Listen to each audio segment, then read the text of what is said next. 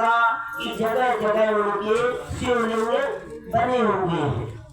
जगह जगह शंकर के अलावा कोई मतलब जो देखो सो जो श्री गुरु रामदास का रामायण में कहा गया है, तो शंकर उपासक सबसे ज्यादा, चाहे देवियां हो चाहे पुरुष हो, सभी शंकर उपासक है। 4 नाम हो गए। 5वां नाम आता है विष्णु भगवान का। तो विष्णु का स्वरूप 2 रूपों में चलता है, एक राम और एक कृष्ण। तो इन दोनों स्वरूपों को मानते हैं। तो राम तक तो राम 12 कला की दुनिया होता है सभी जानते हैं, और कृष्ण को 16 कला का जानते हैं। लेकिन हमारे यहाँ जितना भी जो अभी ज्ञान सुना है, कृष्ण कृष्ण सबको कहे, भेद न जाने कोई। नाम एक विध है सही, पर रूप 3 विध होय। एक स्वरूप वैकुंठ का, दूजा हो गोलोक, तीसरा धाम अखंड का, कहे पुराण विवेक। ये पुराण के शास्त्रों में लिखा है। कृष्ण की बात को सब लोग नहीं जानते, क्योंकि 21 अवतारों तक का ज्ञान है, राम अवतार तक ज्ञान है। 24 अवतार जो विष्णु के बोले गए हैं, तो 22, 23 और 24, 21 के बाद कल्पांत हो गया था। सुंदर साथ ही इसके बाद किसी को पता नहीं है कि कृष्ण में किस तरह से कौन रूप विष्णु का है, कौन रूप अक्षर ब्रह्म का है, और कौन सा रूप अनादि पूर्ण परमात्मा का है। इसको लोग नहीं जानते। नाम तो सब है, जबकि हमारे यहाँ वाणी में कहा गया घर श्री धाम अने श्री कृष्ण। परम धाम में एक ही श्री कृष्ण है। इसको शंकर जी ने बड़े भाषे अपने ग्रंथ के माध्यम से लिखा है। धाम कृष्ण दर्शन लालसा, नित्यम प्रियात परम पूजित मानसा। अभी समझा रहे थे महाराज जी कि अक्षर ब्रह्म रोजाना दर्शन के लिए, तो कूटस्थ धाम, तो कूटस्थ कहते अक्षर को, अविनाशी को। तो अविनाशी ब्रह्म यहाँ की परिभाषा। यहाँ कूटस्थ किसको मानते? आत्मा को, वास्तविक आत्मा है। और जो हमारा कूटस्थ के नीचे क्षर किसको मानते? शरीर को मान लेते हैं। और क्षर शरीर है, कूटस्थ आत्मा है, और विष्णु परमात्मा है। इसके अलावा और कोई ज्ञान नहीं होता है। लेकिन हमारे प्रणालियों में इसके अलावा ज्ञान दिया जाता है। तो सुंदर साथ जी हमें इस कूटस्थ ब्रह्म के संबंध में जाना कि अक्षर ब्रह्म क्या है। ये महाविष्णु, जैसे विष्णु ने महाविष्णु जन के लोककुंभ में हजारों ब्रह्मांड लटके रहते, ऐसे महाविष्णु अक्षर ब्रह्म के नेत्र भ्रमण मात्र पर लय विलय होते। अगर नेत्र का पलक चल जाए तो ऐसे करोड़ों महाविष्णु लय विलय, महाविष्णु महाशंभु, शंकर महाशंभु। आदमी शंकर जानते हैं कि उनकी कैटेगरी नहीं जानते कि वास्तव शंभु कितने, शंकर कितने प्रकार के, इनकी कैटेगरियों को पता नहीं। जबकि 5 प्रकार के शंकर हैं, इनके विषय में लोग जानते नहीं है। ये 5 जो है चिदानंद लहरी की 5, 4 का पार्टी, 4 का जो है इनका पाया है, और 5वीं पार्टी का पाना बना हुआ है। और वहाँ पर ये सुनते हैं। तो इस तरह से ब्रजलीला का ये ध्यान करते हैं। वहाँ से ब्रजलीला और रासलीला का शंकर जी, रास का तो ज्ञान समझ में नहीं आता, लेकिन ब्रजलीला का ध्यान विष्णु भगवान भी करते हैं और शंकर जी भी करते हैं। तो सुंदर साजी जो मैं बता रहा था 108 पक्ष में, तो 108 पक्ष ये सब वैकुंठ करती है, ठीक है। इसके बाद में 82वां पक्ष वल्लभाचार्य का है।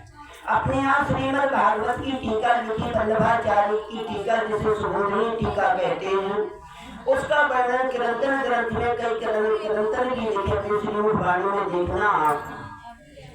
तो उसमें सुबोधनी टीका में सब कुछ लिखा है। इन्होंने क्या किया, इंद्र में छेद तो किया है, लेकिन इंद्र पार नहीं कर पाए। अखंड में रास की भावना तो रखी है, लेकिन अखंड का ज्ञान नहीं कर पाया। इन्होंने प्रतिबिंब लीला का ही ध्यान कर पाया, क्योंकि जो ब्रज और रास की जो वास्तविक लीला है वो तो सबलित ब्रह्म में अखंड हुई है। केवल धाम में हुई, लेकिन अखंड कहाँ हुई? सबलित धाम के कारण में ब्रज लीला और महाकारण में रास लीला। तो इस तरह से अखंड का स्थान तो आगे है, जिसे रास में लिखा है, रास ग्रंथ में लिखा प्रहलाद जी ने, ये स्वरूप, ये वृंदावन, ये जमुना तट सार, धरती थी ब्रह्मांड थी उत्तम तारतम्य तीनों निर्धार। जो धरती से परे है और ब्रह्मांड से परे है वो वृंदावन।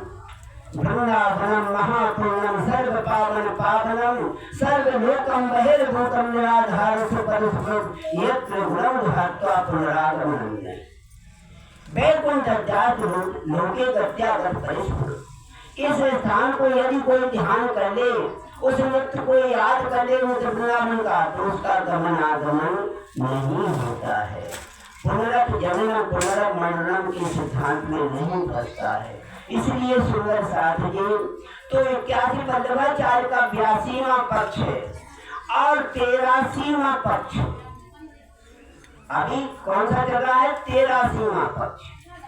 81 पक्ष बैकुंठ तक के हैं, खाली बैकुंठ के आगे नहीं जा सकते, ये शून्य का इनका पता लगा हुआ है।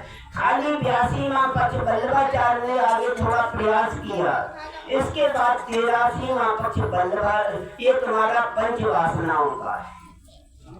ये अक्षर की 5 वासनाएं, अक्षर केरी वासना कहे जो 5 रतन, कागज लाया बेहद का सुखदेव मुनि धन धन। 5 जो है बेहद के हैं, तो जो इनका 83वां पक्ष है ये बेहद के हैं, ये भी अक्षर की 5 वासनाएं हैं।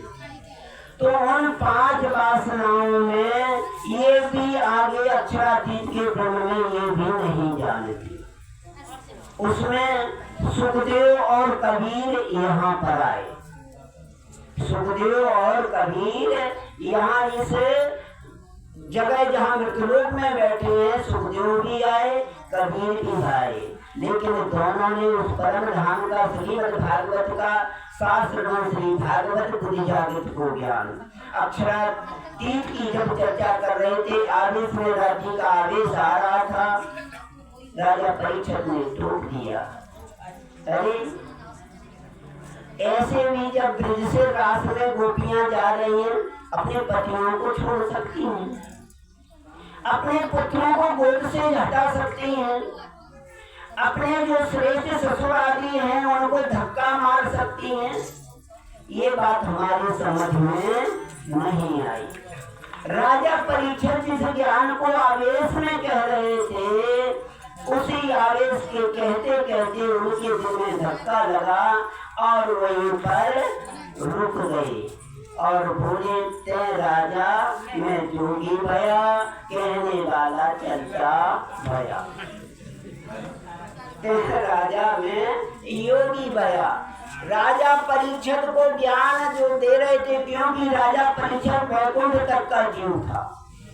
यहाँ जितने भी बैठे जो वैकुंठ तक के जीव होंगे वो निश्चित है इस बात को नहीं समझ पाएंगे, क्योंकि वाणी कहती है वचन बेहद पार के पार, सो क्यों माने हद को संसार।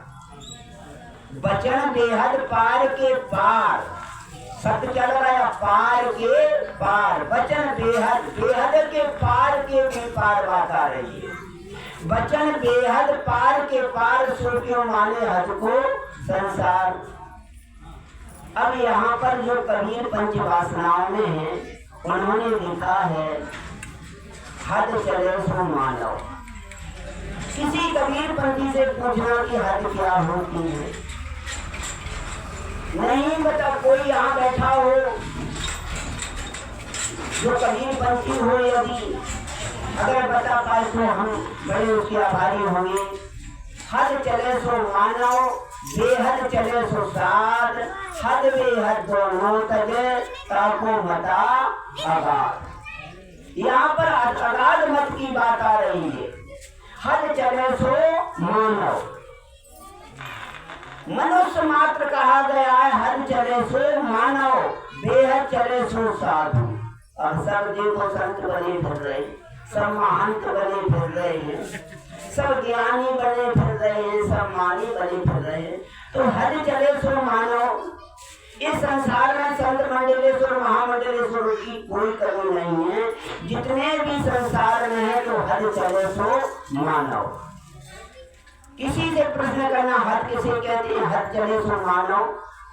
क्या हद है, क्या बेहद है, कोई बताने वाला नहीं है। आप किसी जगह खाली प्रणामी छोड़ कोई नहीं जानता है। जो कृष्ण प्रणामी होगा, जिसने अनुभव किया होगा इस बात का, तो वो निश्चित बता देगा। श्रीमद् वाणी में लिखा है, त्रिगुण महाविष्णु मोह